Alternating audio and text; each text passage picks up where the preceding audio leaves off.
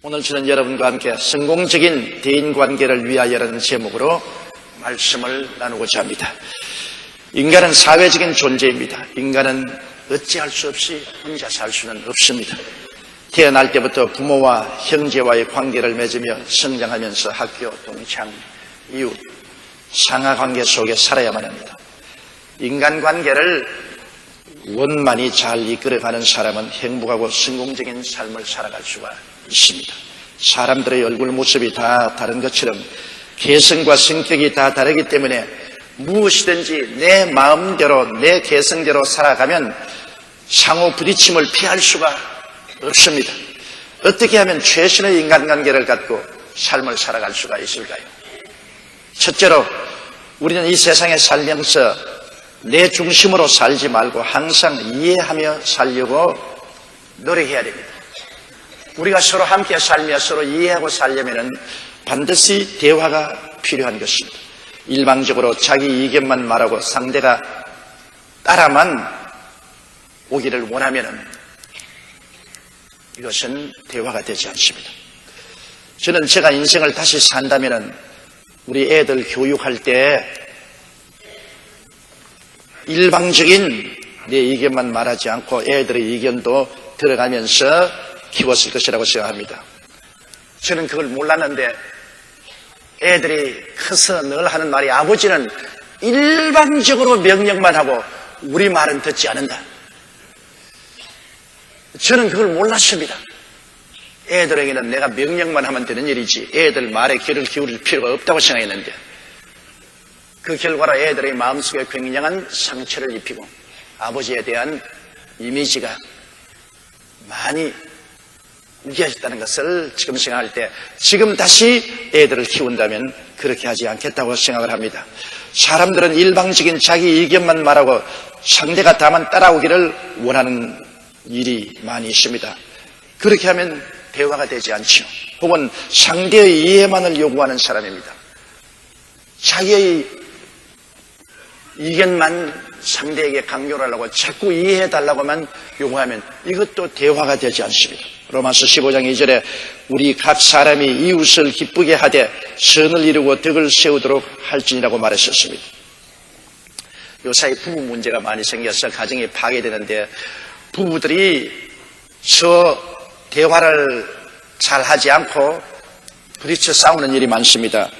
대개 보면 세 가지 부류로 나눌 수가 있는데 공멸형이 있습니다. 함께 싸움이 붙으면 그 자리에서 너 죽고 내 죽자. 공멸형입니다. 남편 죽이고 아내도 죽이고 우리 다 박살내어버리죠. 또 그 다음에는 잠복형이 있습니다. 전부 말을 듣고는 마음에 감추고 언제 기회가 있으면 화산처럼 폭발해버리겠다. 그런 잠복형이 있습니다. 그 다음에는 대화형이 있습니다. 실타래 풀듯이 말로서 서로 다 풀어나가면서 문제를 해결하는 사람이 있는 것입니다. 그렇기 때문에 대화가 우리가 서로 이해하려고 노력하는데 절실히 필요하죠. 상대의 말에 귀를 우리가 기울일 줄 알아야 되는 것입니다. 최선을 다하여 상대의 말을 이해하려고 우리는 노력을 해야 됩니다. 아예 상대를 이해 안 하려고 하면 들을 필요 없죠. 상대의 말에 귀를 기울여야 됩니다. 남편의 말에 귀를 기울이고 아내의 말에 귀를 기울이고 자식의 말에 귀를 기울여야 되는 것입니다. 야고보서 1장 19절에 사람마다 듣기는 속히 하고 말하기는 더디 하라고 말하고 있는 것입니다. 의사소통의 약 50% 이상이 듣는 데 사용되는 것이므로 급한 입보다 참는 귀가 더 설득력이 있습니다. 남에게 말하는 것보다도 들어주는 것이 굉장히 설득력을 가지는 것입니다. 그러므로 상대의 말을 들어보고 이해가 안 되는 것은 솔직히 질문을 하세요. 내 생각과 다르고 틀리고 오해된 말을 해도 중간에 말을 끊지 말고 숨은 생각이 뭔지 알려고 이해를 하고 질문을 해야 됩니다. 잠언서 12장 18절에 지혜로운 자의 혀는 양약 같다고 말했습니다. 말이 우리의 병을 고치는 양약 같다. 얼마나 좋은 말입니까? 그러므로 상대에게 이해 안 되는 것은 질문을 해요. 무조건 하고 오해하지 말고 남편의 말이 이해가 안 되면 남편에게 그 무슨 말이냐 물어보십시오. 아내에게도 부드러운 말로 그것이 무슨 말인지 부모에게도 자식에게도 이웃에게도 물어보아야 되는 것입니다. 그리고 어찌하든지 우리가 서로 대화를 할 때 상대의 처지에서 서서 생각해 보려고 할 수 있습니다. 자꾸 그럴 수가 있느냐 하면 마음에 분노가 생깁니다. 우리 교회 고등학교 영어 선생을 하시던 어른이 한 번 굉장히 학교에서 어려운 일을 당했답니다. 동료 교수에 대해서 너무나 마음에 분노가 차고 저 사람이 그럴 수가 있느냐? 하루 종일 마음에 고통이 당했는데 나중에 기도를 하니까 성령께서 마음에 말씀하기를 그럴 수도 있다. 그 말씀을 듣고 그래 그럴 수도 있다니까 그만 속이 싹 풀려버리더랍니다. 여러분, 그러므로 항상 어떻게 그럴 수가 있느냐? 그렇게 하면 마음에 괴롭지만 인생을 살아가면서 그럴 수도 있다. 그러면 마음이 풀리는 것입니다. 빌립보서 2장 4절에 각각 자기 일을 돌아볼 뿐더러 또한 각각 다른 사람의 일을 돌아보라. 자기 중심으로만 생각하지 말고 다른 사람 편에 서서도 생각해 보라는 것입니다. 여러분, 서로 이해하고 존중해야 우리는 이 세상에서 잘 살 수 있죠. 옛날 어떤 동네에 한 가난한 사람의 집 바로 위에 큰 부잣집이 살았는데 그 부잣집에서 밤낮 꾸정물을 흘러보내니까 가난한 사람의 마당으로 그냥 꾸정물이 쑥 흘러가는데 썩은 냄새가 나고 온갖 더러운 찌끄러기가 옵니다. 그래서 가난한 사람이 부잣집에 가서 말씀을 드렸습니다. 집이 위에 있으니까 꾸정물을 부으니 우리 앞마당으로 다 흐르는데 좀 하수도관을 박아서 다른 데로 돌려주십시오. 그러니까 그 주인이 허리에 손을 탁 얹고서 너트러 웃으면서 여보시오. 물은 원래 높은 데서 낮은 데로 흐르는 것이 자연의 법칙입니다. 그러니 자연의 법칙을 누가 막으리요? 우리 집에서 꾸중물이 흐르면 낮은 집에 있으니까 물이 흘러가지 않아서 물 흘러가는 거 실컷들랑 집 팔고 가세요. 아, 그래요? 알았습니다. 내려와선 그 아랫집에 있는 사람이 높이 꿀뚝을 하나 써봤습니다. 그러고 난 다음에 막 부엌에다가 온갖 공해 나는 폐타이어로부터 시작해서 온갖 것을 다 태웠어요. 꿀뚝에서 크면 연기가 막 나는데 연기는 원래 밑에서 위로 올라가는 것이기 때문에 윗집을 막 덮었습니다. 그 윗집에서 내려와서 말했습니다. 아이고, 이 꿀뚝을 이렇게 높여서 연기가 우리 집을 덮으면 어떻게 합니까? 그러니까 밑에서 팔짱을 끼고 원래 자연 법칙에 의해서 연기는 밑에서 위로 올라가는 것인데 난들 어떻게 하란 말입니까? 윗집에서 할 수 없이 집을 팔고 갔다는 말이죠. 여러분, 서로 이해를 하고 대화를 했으면 이 문제가 해결될 수 있지 않겠습니까? 그러나 이해하지 않고 자기 고집만 부리면 서로가 다 고통 속에 빠지게 되는 것입니다. 둘째로 우리가 인생을 잘 살기 위해서는 온유하게 서로 동정하며 살아야 되는 것입니다. 인간은 모두 감정적인 존재입니다. 모두 관심과 호의를 가지고 따뜻하게 마음을 감싸주기를 원합니다. 강도만 난 사람에 대한 이야기가 성경에 기록되어 있지 않습니까? 그는 예루살렘에서나 여리고로 가다가 강도를 만나서 피투성이가 되어 쓰러졌는데 율법주의자인 제사장은 와서 손짓만 하고 비평과 판단만 하고 지나갔습니다. 그 피투성이 된 사람을 도와주지 않았습니다. 그 다음에 의식을 주장하는 레위 사람이 와서 보고 종교적인 의식만 잠깐 지평해주고 지나갔습니다. 도와주지 못했습니다. 그러나 선한 사마리아인은 짐승에서 내려서 그에게 포도주를 붓고 기름을 바르고 붕대로 감아주고 짐승에 태워서 주막집으로 데려다가 돌보아주었다는 것입니다. 누가 참 선한 이웃이냐? 여기에 율법적으로 교훈이나 하고 지탄이나 하고 간 제사장이냐? 아닙니다. 종교적인 의식이나 베푼 레위 사람이었더냐? 그것도 아닙니다. 누가 좋은 이웃이냐? 동정과 사랑을 베푸신 선한 사마리아인이었습니다. 오늘 모든 사람들은 이 세상에 살면서 크고 적은 상처를 가슴에 안고 삽니다. 모든 사람들은 참된 따뜻한 관심과 호의를 원하는 것입니다. 그러므로 베드로전서 3장 8절에 너희가 다 마음을 같이하여 채율하며 형제를 사랑하며 불쌍히 여기며 겸손하라. 형제를 사랑하고 이웃을 불쌍히 여기면서 살아야 되는 것입니다. 그렇기 때문에 서로 대화할 때도 몰인증하게 하지 마십시오. 여러분, 부부간에 한평생을 살 때 처음은 육정으로 살고 그 다음엔 인정으로 살고 나이 늙으면 불쌍히 여겨서 동정으로 산다고 합니다. 부부간에 서로 대화할 때도 여러분 부인이 이야기인데 남편은 신문만 들여다보고 모욕적으로 느낍니다. 텔레비만 들여다보고 무슨 말을 해도 거기만 끄덕. 나중에 내가 무슨 말 했죠? 몰라. 무슨 말 했어? 그러면 굉장히 모욕을 느끼지 않습니까? 항상 대화 중에 눈과 입을 서로 바라보면서 대화를 해야 됩니다. 남편이 이야기하면 부인이 남편 얼굴을 딱 쳐다보세요. 눈과 입을 쳐다보세요. 부인이 이야기하면 부인의 얼굴을 쳐다보세요. 어린 아이가 자식들이 이야기한다고 무시하지 말고 얼굴과 입술을 쳐다보십시오. 그래야 상대의 인격을 존중하는 것입니다. 대화 중 다른 곳에 신경을 쓰고 무시하는 태도를 취하면 이야기하는 사람이 굉장히 모욕을 느끼지 않습니까? 그러므로 대인관계의 기본이 경청하고 이해시키는 것입니다. 미국 카네기 공대 졸업생이 조사해 본 결과에 직장과 사업에서 성공한 요인을 살펴보니 지식이나 기술은 단지 5%에 영향을 미치지 못했습니다. 85%는 입, 손, 발을 통한 성실한 인간관계가 성공으로 이끌었다는 것을 발표했었습니다. 여러분, 그러므로 진지한 태도로 관심을 표명하고 동의와 이해가 될 때는 머리를 끄덕이고 미소를 지어 주십시오. 그건 가장 가까운 부부 간에도 그렇고 부모 자식 간에 그렇습니다.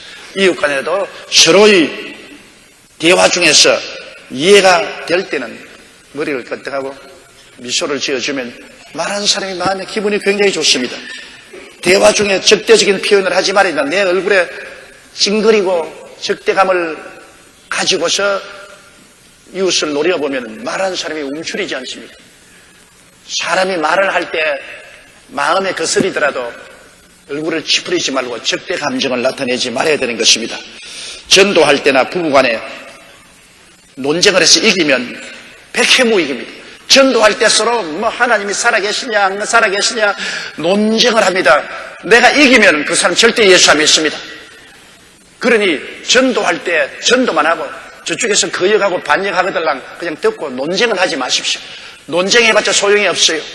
부부간의 싸움도 그렇습니다. 남편이 이기면 찬밥 먹고 아내가 이기면 남편이 밖으로 돕니다. 그러니 부부간 싸움에 이기는 것마다 손해가 없습니다. 여러분, 그저 부부간 싸움은 지는 것이 이기는 것입니다. 잠언서 15장 1절에 유순한 대답은 분노를 쉬게 하여도 과격한 말은 노를 격동케 한다고 말했습니다. 잠언서 25장 15절에 부드러운 혀는 뼈를 꺾느니라. 어마어마한 말입니다. 부드러운 말을 하면 그것이 상대방의 뼈를 꺾어요. 강한 말을 하면 상대의 뼈를 강하게 만들어주는 것입니다. 그러므로 가까운 사람끼리 부모 자식간이라도 부부간이라도 이웃에 부드러운 대답을 하면 뼈를 꺾습니다. 원수가 한 길로 왔다가 7길로 물러갑니다. 그러나 강한 말은 뼈를 강하게 합니다. 하나님께서 망하게 하려고 하는 사람의 나라는 완악하게 만듭니다. 바로왕의 마음을 완악하게 만든 것은 하나님이었습니다. 자꾸 바로의 마음이 완악해져서 결국에는 홍해수가에서 왔다가 홍해수에 들어가서 다 죽었습니다. 사람이 마음의 강성을 가지면 부러지고 망하게 되는 것을 알아야 됩니다.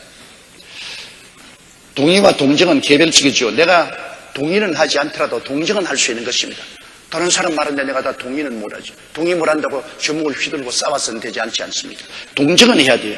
동정은 남의 경우를 이해하고 같은 느낌을 가지고 남의 불행을 가엽게 여겨 온정을 베푸는 것입니다. 마음은 동정을 합니다. 그러나 동의는 하지 않아도 괜찮습니다. 디모데전서 6장 18절에 선한 일을 행하고 선한 사업에 부하고 나누어 주기를 좋아하며 동정하는 자가 되라고 성경은 말하고 있는 것입니다. 여러분, 이솝 우화에 보면은 두 친구가 산길을 가다가 한 친구가 보니까 곰이 숲에서 나오거든. 그러니 자기만 살겠다고 친구에게 피하라고 말단하고 달려가서 나무 위에 기어 올라가 버렸었어요. 늦게야 친구가 보니까 곰이 가까이 왔습니다. 그래서 못 달아난 친구는 땅에 엎드렸어요. 왜냐하면 곰은 죽은 동물은 먹지 않습니다. 아예 엎드려서 죽은 채 하고 있었어요. 곰이 와서 이리 뒤직 해보고 코로 냄새를 맡아보니까 숨을 안 쉬고 딱, 죽었구나. 곰이 그냥 걸어가 버렸습니다. 한참 만에 친구가 나무에서 내려와서 야, 곰이 너를 뒤적뒤적 하더니 내 귀에 대고 무슨 말을 속삭속삭 하고 갔는데 무슨 말을 하냐? 위기 때 친구를 버리고 달아난 놈하고는 절대로 친구하지 마라 그러고.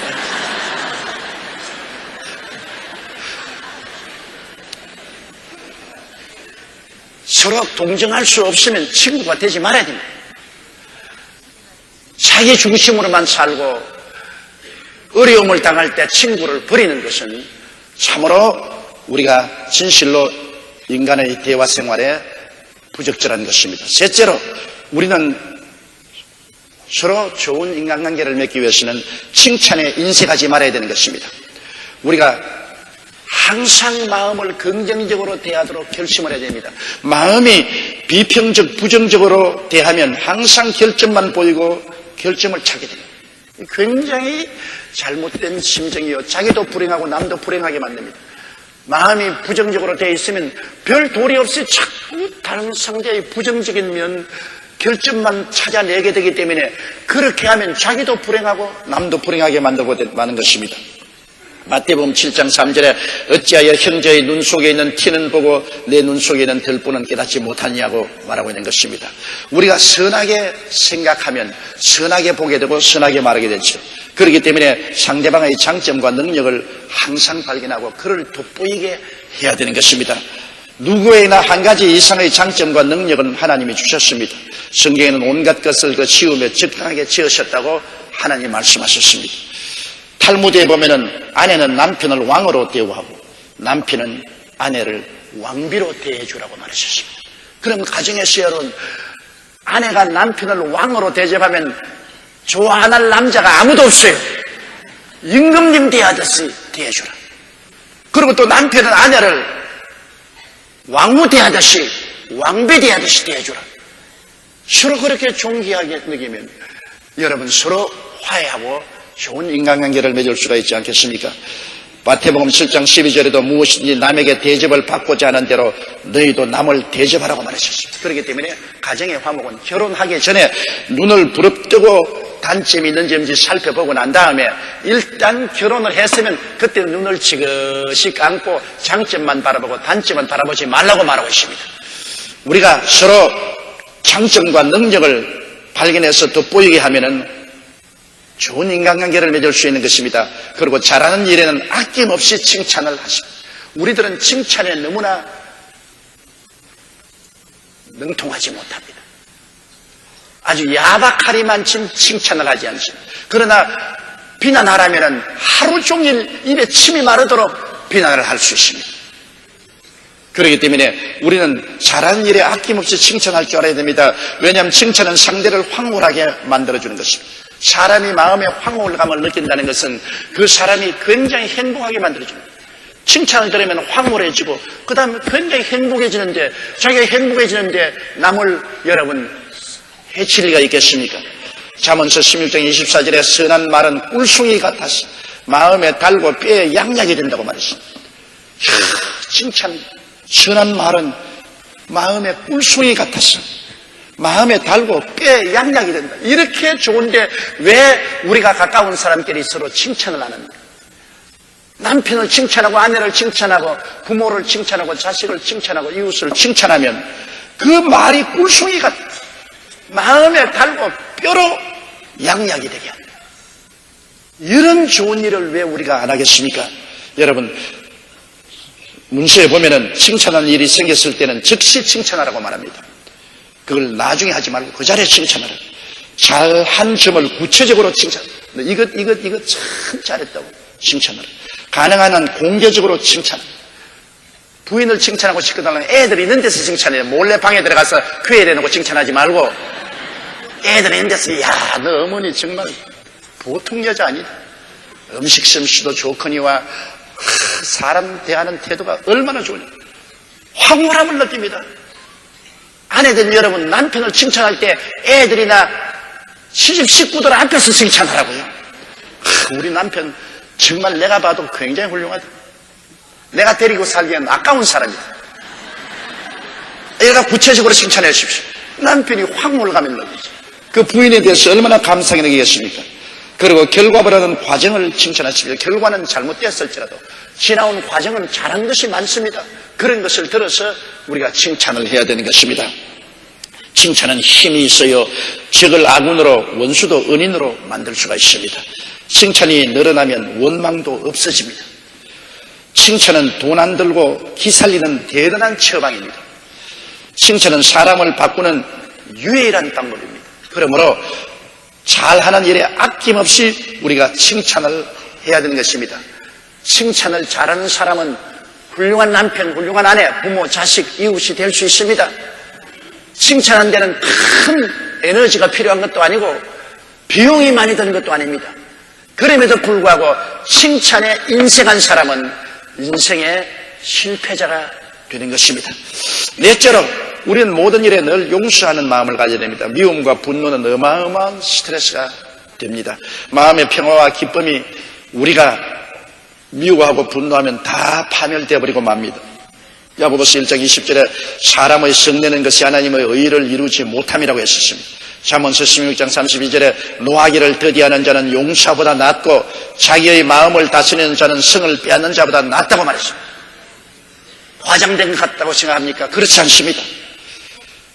노하기를 더디하는 자는 용사보다 낫다고 했습니다. 자기 마음을 다스리는 자는 성을 빼앗는 자보다 더 낫다. 그렇게 하나님이 인정한 것입니다. 고로 주님은 주기도문에서 미워하는 자 일이 있거든 먼저 용서하라고 하셨습니다.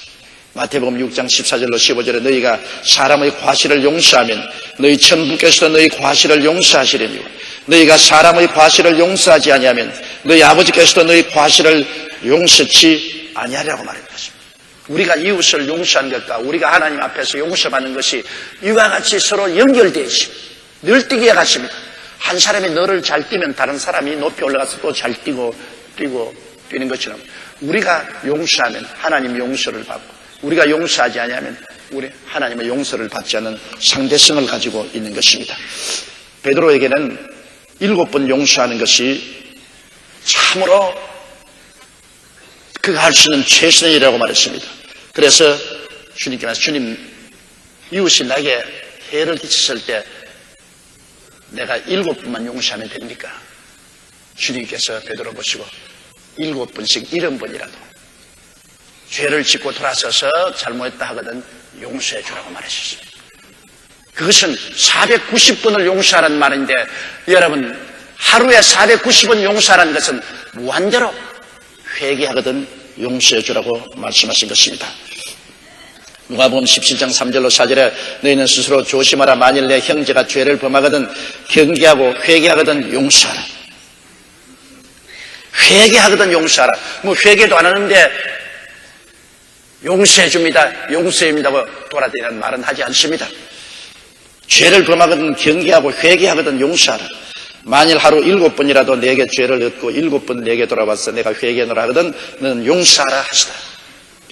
누가복음 6장 37절에는 비판치 말라. 그리하면 너희가 비판을 받지 않을 것이요 정죄하지 말라. 그리하면 너희가 정죄를 받지 않을 것이요 용서하라. 그리하면 너희가 용서를 받을 것이라고 말하고 있는 것입니다.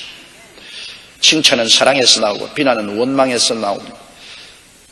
칭찬하면 칭찬이, 비난하면 비난이 돌아오는 것은 마땅한 일이 아닙니까? 그 다음 다섯째로 우리는 항상 화해하고 살아야 돼요. 담을 쌓아놓고 살지 말아야 돼요. 화해란 인간관계를 정상화하는 것입니다. 용서와 화해는 항상 같이 가요. 용서하면 화해해야 됩니다. 용서를 해주고 난 다음 화해 안 하면 소용이 없어요. 고린도후서 5장 18절로 21절에 모든 것이 하나님께로서 났나니 제가 그리스도로 말미암아 우리를 자기와 화목하게 하시고 또 우리에게 화목케 하는 직책을 주셨으니 이런 하나님께서 그리스도 안에 계시사 세상을 자기와 화목케 하시며 저희의 죄를 저에게 돌리지 아니하시고 화목케 하는 말씀을 우리에게 부탁하시느니라. 그러므로 우리가 그리스도를 대신하여 사신이 되어 하나님이 우리로 너희를 군민하신 같이 그리스도를 대신하여 간구하노니 너희는 하나님과 화목하라. 하나님이 죄를 알지도 못하신 자로 우리를 대신하여 죄를 삼으신 것은 우리 하여금 저희 안에서 하나님의 의가 되게 하려 하십니다. 예수 그리스도를 통해서 용서하고 우리를 의롭게 만드신 하나님은 우리가 하나님과 화목하를 말합니다. 용서는 상대적으로 용서를 받는 것인 화목은 서로 교제가 이루어지는 것을 말하는 것입니다.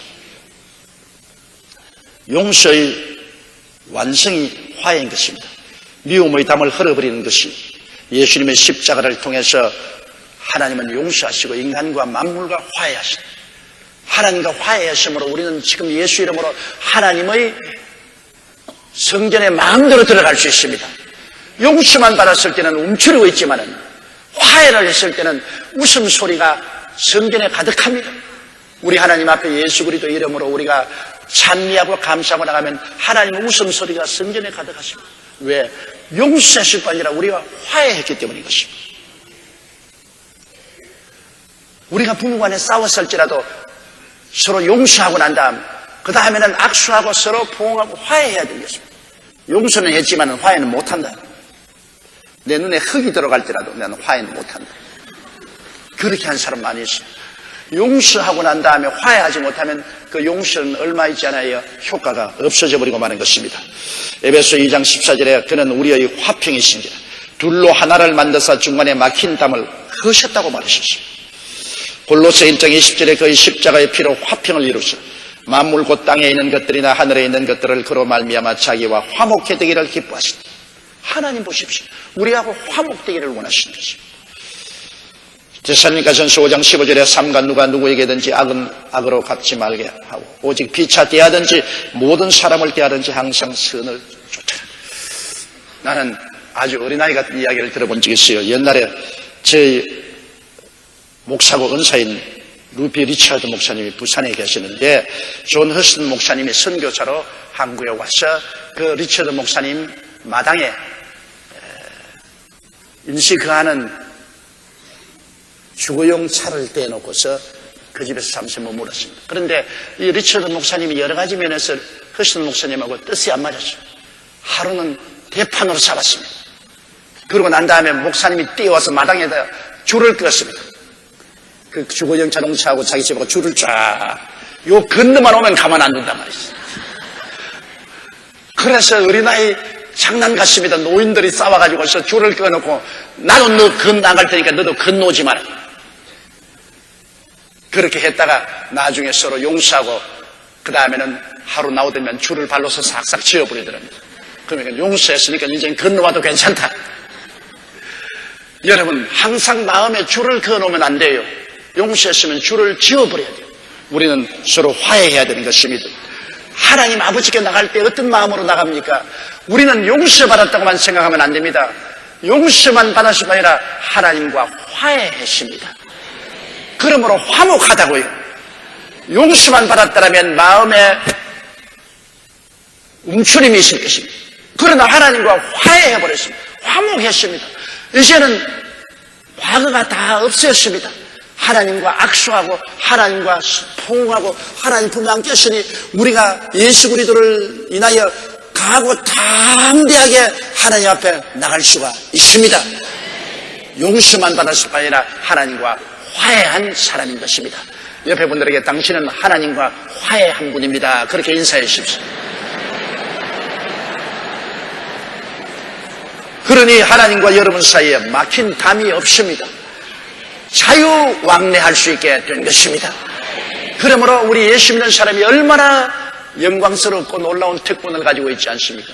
막힌 담이 없이 하나님 앞에 마음대로 출입할 수 있고 마음대로 기도하고 감사하고 찬양할 수 있으니 이처럼 위대한 은혜가 있을 수가 없습니다. 여섯째로 우리가 좋은 인간관계를 갖기 위해서는 사랑하며 살아야 됩니다. 사랑은 받는 것이 아니라 주는 것입니다. 하나님이 세상을 이처럼 사랑하사 주셨으니 독생자를 주셨습니다. 사랑이라는 것은 항상 이웃에게 도움을 베푸는 것이지 도움을 받으려고 하는 것이 아닙니다. 사도행전 20장 35절에 곧 이같이 수고하여 약한 사람들을 돕고 또 주 예수의 친히 말씀하신 바 주는 것이 받는 것보다 복이 있다 하심을 기억하여야 할지니라고 말씀하고 있는 것입니다. 누가복음 6장 38절에도 주라 그리하면 너희에게 줄 것이니 곧 후회되어 누르고 흔들어 넘치도록 하여 너희에게 안겨주려고 말해요. 사랑은 주는 것이죠. 똑같은 요단 강물을 받는데 요단 강물을 받아서 자꾸 밑으로 보내주는 갈릴리 바다는 물이 청명하고 고기들이 많이 살고 그 물을 가지고서 온갖 농경수로 식수로 사용하십니다. 그러나 똑같은 요단강물을 받는 사해는 어떠합니까? 사해는 해발 400에서 500m로 낮습니다. 물을 자꾸 바라만 들이고 전부 물이 증발하기 때문에 물이 흘러내려가지 않습니다. 받기만 받고 내보내질 않아요. 그러므로 보통 바닷물의 염분은 3%인데 그곳의 염분은 25%입니다. 물고기가 못 삽니다. 사람이 들어가도 빠져 죽지 않습니다. 뜹니다. 그 물은 농경수도 못 쓰고 식수로도 못 씁니다. 죽은 바다인 것입니다. 똑같은 요단강물을 받는 대로 내보내주는 갈릴리 호수는 살아있는 호수지만 받기만 받고 안 내주는 사해는 죽은 바다인 것입니다. 우리가 하나님의 사랑을 예수 그리스도로 받았으면 그 사랑을 가지고 이웃을 사랑해야 되는 것입니다. 가족을 사랑하고 이웃을 사랑하면 자기가 그 그리스도의 사랑 속에 살아있지만은 내가 그리스도의 사랑만 주시옵소서 하고 이웃을 사랑하지 않고 사랑의 구두쇠가 되면은 얼마 전에 그 영혼도 죽어버리고 마는 것입니다. 그러므로 사랑은 여러분 주는 것이고 또 적극적입니다. 사랑은 소극적이 아닙니다. 할 수 없이 뛰밀려서 사랑하는 것이 아니라 부모와 자식 사랑하는 것 적극적으로 사랑하지 않습니다. 할 수 없이 의무와 책임 때문에 사랑하는 것이 아닌 것입니다. 사랑하는 자가 수고를 걸머지는 것입니다. 예수 그리스도 보십시오. 우리가 어디 구했습니까? 구하지도 않는데 우리를 사랑하사 친히 사람으로 오셔서 당신이 적극적으로 나가 십자가를 걸머지고 몸을 찢고 피 흘려 우리의 죄를 다 대속하시고 수고하고 무거운 짐진 자는 내게로 오라고 초청하는 얼마나 적극적인 사랑이 아닙니까? 요한일서 3장 18절에 자녀들아 우리가 말과 혀로만 사랑하지 말고 오직 행함과 진실함으로 하자. 사랑은 적극적으로 이웃을 도와주는 것입니다. 어떤 농부가 좋은 옥수수 씨앗을 얻었어요. 그래서 그 옥수수를 자기 밭에다가 심고 크게 기다리려는데 추수 때 보니까 그냥 토종 옥수수 알갱이가 빡 들어차 있습니다. 계량 옥수수로 슈퍼 옥수수가 이를 주었는데 토종이 그대로 났습니다. 그래서 너무나 실망해서 밭둑에 흙을 고이고 앉아서 가만히 바람이 이웃집 옥수수 밭에서 자기 밭으로 불고 있어요. 늘 바람이. 가만히 보니까 이웃집 옥수수 밭 꽃가루가 자기 밭으로 불어와서 전부 교배를 하는 거죠.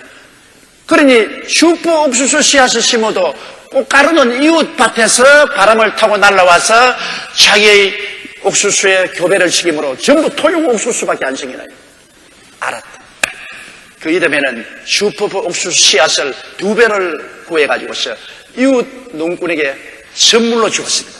이거 좋은 옥수수 심으라고. 그래 그 슈퍼 옥수수 가루가 자기 밭으로 바람을 받아서 날라오니까 전부 슈퍼 옥수수가 되고 마는 것입니다. 보십시오. 나누면 너도 살고 나도 살고 다 살게 되는 것입니다. 내만 살겠다고 하면 너도 죽고 나도 죽는 것입니다. 사랑은 건설적인 것이죠. 그것은 왜냐하면 허다한 허물을 덮기 때문인 것입니다.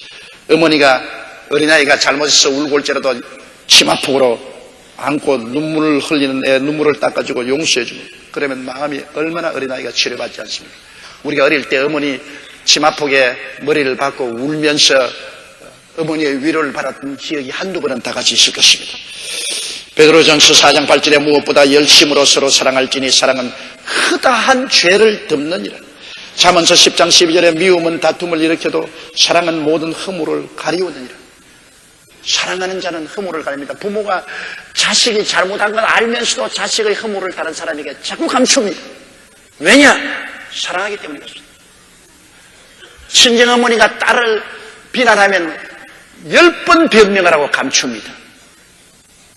며느리 비방하면 한술 더 떠가지고 함께 비난을 합니다. 율법적인 관계는 무엇인지 율법으로 보기 때문에 허물을 덜 치워내죠. 율법은 허물을 덜 치워내는 것이 율법적 사명입니다. 사랑은 죄를 용서하고 덮는 것이 사랑입니다. 그러므로 여러분 이웃과의 좋은 관계를 가지려면 율법의 안경을 벗어버리고 그리스도의 사랑의 안경으로 갈아입어요. 허다한 허물을 용서하고 덮어버려야 되는 것입니다. 자꾸 과거를 덜 치워내지 마십시오. 더구나 여성들은 기억력이 너무 좋아서 부부 싸움하면 시집 올 그때부터 시작해서 살아온 거 다 들추어냅니다. 남편에게 그냥 내가 시집 올 때 당신이 얼마나 날 고생시켰으며 과거에 얼마나 내 눈물로 살았는지 내가 정말로 가슴에 피맥을 갖고 살아온다. 싸움하면 할 때마다 그 말을 하는 거예요. 그러면 남편이 도저히 감당을 못합니다. 과거는 용서했으면 다 잊어버려야 돼요. 과거를 들추어내지 마십시오. 남편도 아내도 부모도 자식도 이웃도 친구가 되고 서로 좋은 관계를 맺으려면 과거의 허물을 들추어내지 마십시오. 용서하고 덮어버리십시오. 하나님께서 우리 죄를 기억도 안 한다고 말하셨습니다. 전지하신 하나님이 무엇 하나 모르지 것이 없는 하나님이 예수님의 보혈로 씻은 우리들이 하늘나라에 들어오면 우리의 과거를 기억도 아니하신다고 말씀하는 것입니다. 그처럼 하나님은 우리 죄를 용서하시고 덮어버린 것입니다. 잠언서 10장 12절에 미움은 다툼을 일으켜도 사랑하는 모든 허물을 가리운다. 그러므로 여러분 우리가 그리스도의 사랑을 받았은즉 우리도 적극적으로 건설적으로 사랑할 줄 알아야 되는 것입니다. 사랑은 이웃에 대한 꿈을 잃지 않습니다. 환난 중에도 즐거워하고 인내와 연단과 소망을 가진 게 사랑입니다. 여러분 로마서 5장 5절에 소망이 부끄럽게 아니하면 우리에게 주신 성령으로 말미암아 하나님의 사랑이 우리 마음에 부음받습니다. 하나님은 죄를 짓고 불의하고 추악하고 버림을 받아야 마땅할 늑마 같은 인생도 하나님의 자녀가 될 수 있다는 소망을 가지고 있습니다. 하나님은 우리에 대한 소망을 버리지 않습니다. 세상이 다 나를 버리고 나도 나를 버렸더라도 하나님은 그리스도의 보혈로 우리를 씻으시고 성령으로 거듭나게 하면 새 사람이 되고 하나님의 자녀가 될 수 있다는 소망을 버리지 않습니다. 하나님은 우리에 대해서 근질긴 소망을 가지고 있습니다. 이 하나님의 소망을 우리가 받아들였으니 우리도 이웃에 대해서 포기하지 말고 끊임없는 소망을 가져야만 되는 것입니다. 포기하면 안 돼요. 하나님이 우리를 포기 안 했는데 우리가 왜 우리 이웃을 포기합니까? 끝없는 소망을 가지고 계속해서 하나님께 기도해야 될 것입니다. 여러분 로마서 8장 28절로 32절 말씀 기억하시죠? 하나님을 사랑하는 자 곧 그 뜻대로 부르심을 입은 자들에게는 모든 것이 합력하여 선하게 된다. 자기 아들을 아끼지 아니하시고 우리 모든 사람을 위하여 내어주시니까 그 어찌 그 아들과 함께 모든 것을 우리에게 은사로 주지 않겠냐고 말했습니다. 그러므로 사랑 안에는 끝없는 희망이 있는 것입니다. 오늘날 부부관계, 부모, 자식 관계가 잘 되지 못하는 사람들이 너무나 많습니다. 더구나 오늘 젊은 세대는 직업교육이나 세상교육에만 전념하여 인간관계의 교육이 부족하므로 많은 가정이 마찰과 불화와 파괴를 가져오고 있습니다. 우리의 삶에 하나님의 도우심이 절실히 필요함을 알고 이해하고 동정하며 칭찬하고 용서하고 화해하며 사랑할 수 있는 힘을 항상 구하는 여러분 되시기를 주님 이름으로 축원합니다. 사람의 방언과 천사의 말을 할지라도 사랑이 없으면 아무 이익이 없습니다. 예언하는 능히 있어 모든 비밀과 모든 지식을 알고 사는 온전한 믿음이 있어도 사랑이 없으면 아무 자격이 없습니다. 내 몸을 불살한 데 내어주죠. 구제하도 사랑 없는 다른 동기로 하면 그것이 무슨 이익이 있습니까? 우리는 어찌하든지 내 가장 가까운 부부 간에 부모 자식 간에 내 형제 간 이웃 간에 우리는 좋은 인간관계를 맺고 사는 것이 우리 자신이 행복하고 이웃을 행복하게 만들고 이러한 것이 우리 인생생활에 성공하게 만드는 85%의 이유가 되는 것입니다. 다 같이 고개 숙여 기도드리겠습니다. 사랑이 많으시고 거룩하신 하나님 아버지, 우리는 지금까지 너무나 이웃과 좋은 관계를 갖고 사는 기술이 부족했습니다. 하나님 아버지여, 우리 주 예수 그리스도 안에서 베푸신 하나님의 사랑을 깨닫고 우리는 이해하고 동정하고 용서하고 사랑하고 화해하고 화평한 마음으로 남을 나보다 낮게 여기며 앞에서 끌어주고 뒤에서 밀어주며 살아가는 우리들이 되게 도와주시옵소서. 예수님 이름으로 기도드립니다.